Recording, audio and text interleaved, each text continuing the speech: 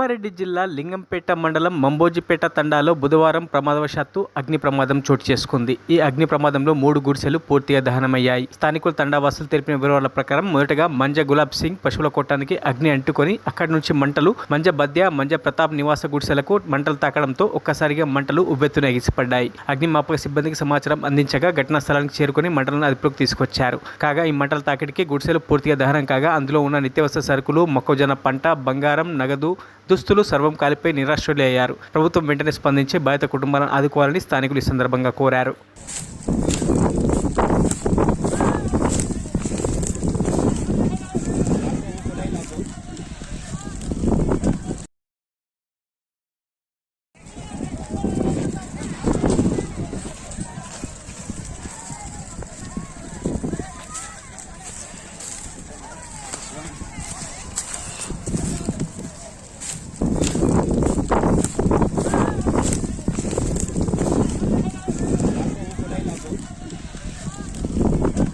మరిన్ని అప్డేట్స్ కోసం మా ఛానల్ని సబ్స్క్రైబ్ చేయండి.